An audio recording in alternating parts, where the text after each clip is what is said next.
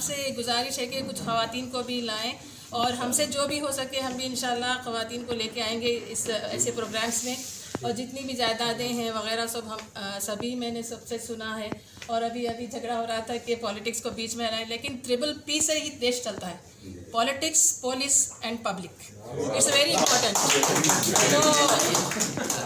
तो हाँ, तो फिर इंशाल्लाह सनाउल्लाह साहब जो कोशिश कर रहे हैं, आप अभी जो कोशिश कर रहे हैं, हम सब एक होके, अभी थोड़ा यहीं पे बहस हो रही, तकरार हो रही, सभी लोग उठ के चले गए, सही है। लेकिन अगर कोई मीटिंग ऐसी है, नमाज का वक्त हुआ, कोई चले गए, तो एक अगर इस्लामिक कोई मीटिंग वगैरह हो रही तो एक 5-10 मिनट नमाज के लिए आप निकाल सकते हैं। जैसे सऊदी अरब में होता था, वो नमाज को बड़ी इंपॉर्टेंट देते थे। नमाज पढ़िए, फिर सब अपनी जगह पे आ जाते। और इसके बाद फिर अनजान है इस बात से, और हमको जब यहाँ बैठे इसी मीटिंग तक ख़त्म नहीं करना चाहिए बात। ऐसे कई हज़ारों मीटिंग्स है। मैं जब आई पिछले 8 साल से, उसके बाद अभी मैं खैरुद्दीन सूफी साहब के साथ भी चेयरमैन के पास गई थी, भोंगिर भी गए हम उनके साथ। सिर्फ 2 लेडीज़ थे, बल्कि हम हिम्मत नहीं करें कि आगे जाएं। पहली बार जब मैं चेयरमैन के पास गई, जब भी देख ली कि उनकी काबिलियत क्या है। जैसे हम 2 लेडीज़ को उन्होंने देखे कि उन्होंने बोले कि हमारे पे एकदम, अरे कैसे कैसे लोगों को ला लिए। तो उनकी नॉलेज का, उनके बिहेवियर का अंदाज़ा हुआ कि उन्होंने कैसे हैं।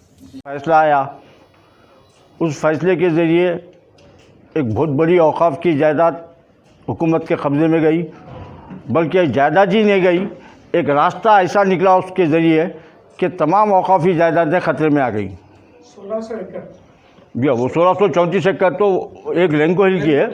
उसके बावजूद भी जो जजमेंट है, अगर जजमेंट को हम अगर गौर से देखें तो एक ऐसा रास्ता हुकूमत उसमें निकाली है कि तमाम औक़ाफ़ी जायदादें ख़तरे में आने के बहुत बड़े चांसेस है। तो ऐसे टाइम पे इसकी हिफाजत के लिए हम लोग को क्या करना चाहिए? 3 रास्ते इसमें अहम है। एक है क़ानूनी रास्ता। हमारे पास कुछ वकील साहब भी आए हुए, मैं समझता हूँ हमारे जस्टिस इस्माइल साहब भी आएंगे। तो क़ानूनी तौर पर हम क्या कर सकते, वक्फ बोर्ड को एक साइड में रखते हुए हम क्या कर सकते, एक रास्ता वो। दूसरा रास्ता हुकूमत से किस तरह की हम नुमाइंदगी हमको करना चाहिए, एक ताकतवर नुमाइंदगी कि हुकूमत इसके ऊपर झुके। और एक तीसरा रास्ता है कि इसको हम एहतजाज के ज़रिए हुकूमत के ऊपर किस तरीके से दबाव डालते हैं। क्योंकि कोई भी हुकूमत आपसे सिर्फ एक ही सूरत में आपको समझती, आपको सुनती, आपसे डरती, वो रास्ता है वोट को नुकसान करने का। तेलंगाना में से कई मुस्लिम मसाइल हैं। आज टीआरएस गवर्नमेंट आने के बाद मैं समझता हूँ मुसलमान का हर शुबे में ज़ीरो मौक़ूफ़ आ गया, लेकिन हुकूमत आप लोगों की किसी की नुमाइंदगी नहीं सुनती। वो एक मुस्लिम जमात की नुमाइंदगी सुनती। उसकी वजह यह है कि उनके ज़रिए से उनको वोट मिलता और वोट को नुकसान हो सकता। तो हम लोग भी ये सोच रहे हैं कि इस तहरीक को, हुकूमत को वोट के नुकसान से हम कितना दबा सकते, इसके ऊपर एक ये हुकूमत की नुमाइंदगी के अलावा, क़ानूनी कार्रवाई के अलावा हुकूमत को वोट के ज़रिए हम कितना डरा सकते हैं, उसके लिए हमको क्या लामल तैयार करना है, किस तरीके के एहतजाज करना पड़ेगा, किस तरीके की नुमाइंदगी करना पड़ेगा, ये तमाम चीज़ों के ऊपर हम लोग आज कोई एक फ़ैसले पे आएंगे। तो इसके लिए हम पूरे दानिश्वर यहाँ पर बैठे हुए हैं। मैं आप लोगों से अदबाना इल्तिमास करूँगा कि ये 3 मौजू के ऊपर आप अपनी राय दीजिए। एक, क़ानूनी नुमाइंदगी हमको कैसी करना चाहिए, दूसरी, हुकूमत से किस तरीके से हमको नुमाइंदगी करना पड़ेगा, और तीसरी, एहतजाज के ज़रिए हुकूमत पे हम किस तरीके के दबाव बनाएंगे। तो यहाँ पर पूरे कई ऐसे ऑर्गेनाइजेशंस के ज़िम्मेदारान यहाँ पर बैठे हुए हैं। मैं समझता हूँ अगर आप लोग राज़ी हो गए तो हम इसमें 3 किस्म की कमेटी बनाएंगे। एक कमेटी क़ानूनी लड़ाई के लिए, एक कमेटी हुकूमत से नुमाइंदगी के लिए, और एक कमेटी हुकूमत से लड़ने के लिए, बल्कि हुकूमत को गिराने के लिए। इस तरीके की हम 3 कमेटी बनाने के वास्ते यहाँ पर हम तशरीफ़ लाए। मैं प्रोग्राम के आगाज़ के लिए हमारे नारागुनी साहब, अच्छा हम मौजूद हाज़रीन, मैं प्रेस नोट पढ़ देता हूँ ताकि सबको पता चल जाए कि प्रेस नोट में क्या है, ताकि इस पर मज़ीद गुफ्तगू हो और आपके जो भी तजावीज़ हैं, जो भी आपके सजेशंस हैं, इस पर आ सकते हैं। ये तो एक इंट्रोडक्शन है. Different social and voluntary organizations are going to conduct this roundtable conference. Supreme Court ruling on Waqf Board can declare a property as Waqf only after conducting inquiry under Section 40 Waqf Act. Waqf Act के तहत supreme court ये कह रहा है कि वक्फ board ही inquiry के ज़रिए conduct कर सकता है कोई वक्फ प्रॉपर्टी डिक्लेयर.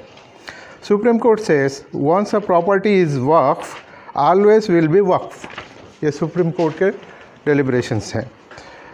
इन 2002 AP हाई कोर्ट डिक्लेयर्ड दरगाह Hussain Shah Wali in Manikonda 1654 acres 32 guntas as waqf property. The then AP government went to Supreme Court against High Court decision for favoring the waqf board. Congress में मेरे 32 साल गुजार के करीब 12-13 साल से घर बैठा हूँ. आज बहुजन फ्रंट बोल के नारायण साहब हमारे चेयरमैन बन के 7-8 अहम पार्टियों को लेके एक पार्टी का एक फोरम बना है, जिसे कहते हैं बहुजन फ्रंट. ये फ्रंट का मैं कन्वीनर मुझे नॉमिनेट किए हैं एक मुसलमानों में रिप्रेजेंट करना बोल के. कांग्रेस में जैसे अभी यहाँ तो बहुत से लोगों की तारीफ हुई, मैं कांग्रेस में मेरा भी वक्त गुजरा, लेकिन वैसा लेवल मैं नहीं लिया. मेरी जो भी खिदमत थे कांग्रेस में जैसा करना था कर दिया. अब ये मौके की नज़ाकत ये है कि ये पॉइंट के ऊपर बात करना है, हमारे रिव्यू पिटीशन डालना है. वो एक अहम चीज़ है, उसके अलावा कुछ नहीं कर सकते. और दूसरी चीज़ मैं ये बताना चाहता हूँ, ऑलरेडी जो इनप्लीड हुए थे, जो भी मौका लेके जो इनप्लीड हुए थे लोगों से कुछ मटेरियल हासिल करना, क्योंकि रिव्यू पिटीशन डालने के लिए हमारे पास कुछ मवाद होना. हम नया जाके रिव्यू पिटीशन डालने के लिए मवाद हमारे पास नहीं. वो मवाद लेने के लिए हम जितने लोग पीछे से इनप्लीड थे, जो हमारे लाइक माइंडेड उसमें रहते हैं, उनसे हम मवाद लेना है. और इनप्लीड के लिए जैसे ऐसे वकील साहब अनवर साहब वगैरह, और जो भी हमारे लिए जो कौम के लिए काम करने वाले हैं, उनको सामने रखना केस लड़ने के लिए, रिव्यू के लिए, और उनकी फंडिंग के लिए हम थोड़ी मेहनत करना. और बगैर फंडिंग के कुछ काम नहीं होने वाला. उसमें हमारे बहुजन फ्रंट से हमारे चेयरमैन साहब से गुजारिश करके हम भी जो ताउन करना है 100% फाइनेंशियल ताउन करने की हम इसके लिए कोशिश करेंगे हमारे चेयरमैन साहब की वजह से. और वकला जो है कौम की खिदमत समझ के अपनी मेहनत करके अपना जो भी पेन पावर चला के उसके अंजाम तक पहुंचाने की कोशिश हमारे कौम के वकला करेंगे, ये उम्मीद मैं रखता हूं. और जितने लोग रिव्यू ऑलरेडी उसमें इनप्लीड थे, उनसे मटेरियल हासिल करने के लिए मैं भी शख्सी कोशिश मैं करूंगा इंशाल्लाह हमारे फ्रंट के तरफ से.